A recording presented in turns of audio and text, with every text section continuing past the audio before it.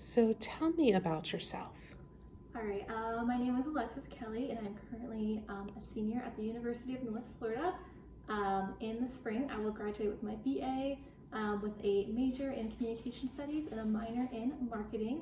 I've been working customer service jobs since the age of 16 and have seen how communication can play a big role in every job you work, which is why I decided to major in communication studies. Also very passionate about dancing. I dance on the UNF dance team.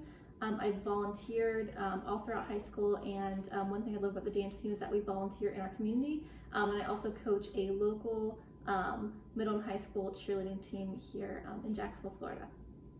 What are three of your greatest strengths?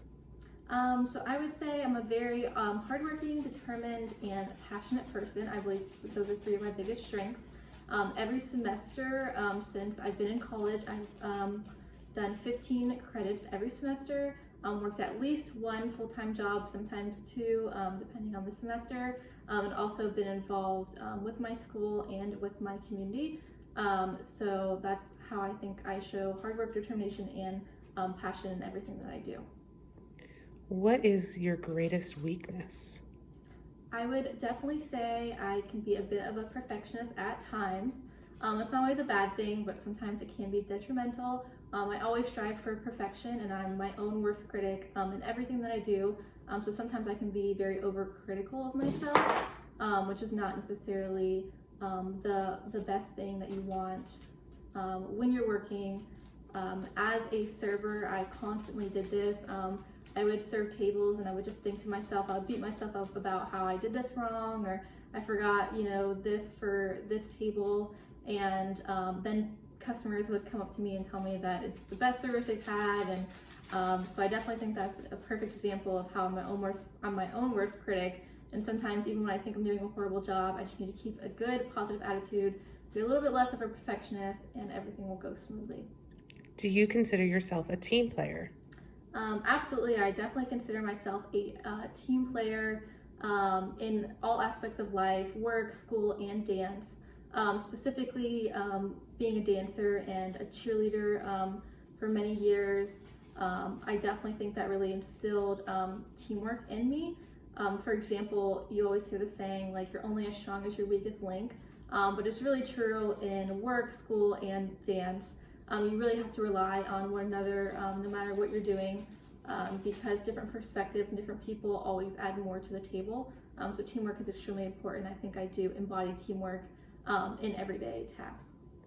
Tell me about a situation that you had to adjust to, and give me some examples on how you adapted quickly to those changes. I would say a perfect example right now would be COVID.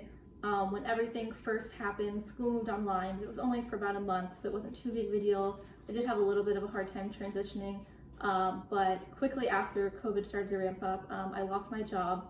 I couldn't get unemployment for a little while, so I was extremely stressed out, did not know what to do, but I knew I just had to get up.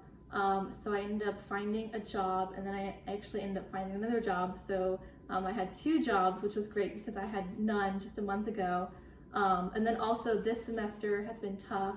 I've never taken even close to 5 classes all online. So overcoming the challenges of online learning has been difficult. And it's definitely not what I would have imagined for the semester, but it's been great, and I've overcome the challenge of COVID so far. What kind of supervisor do you work best for, and why? In a supervisor, I definitely like someone who sets really clear expectations of what they want, but also someone who values input and suggestions, especially from frontline workers. For example, I used to be a server at a restaurant, and I had a few managers, and they all had very different management styles.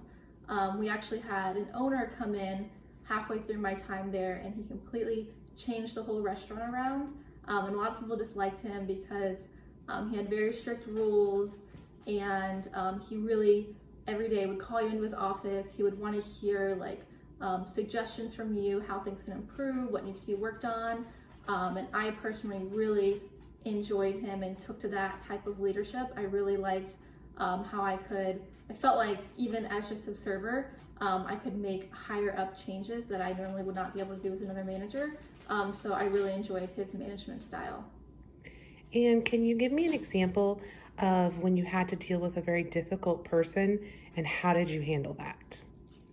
Yes, so another customer service job that I worked at actually was an assistant for a bridal company, and I loved my time there. I did have one of my employers though, she often overshared personal information in front of clients, which I personally found a little bit unprofessional, and I did bring up to her a few times in private, but that never seemed to change anything. So sometimes we would be at a wedding with a full wedding party doing hair and makeup, and she would, just be like talking about things that weren't very professional, and I always tried to steer the conversation and try to always focus it back to like the bride or the wedding day, and try to make sure we weren't talking about things that didn't involve the wedding and that were unprofessional. And I also tried to set really clear boundaries with her, especially after when this kept happening a few times.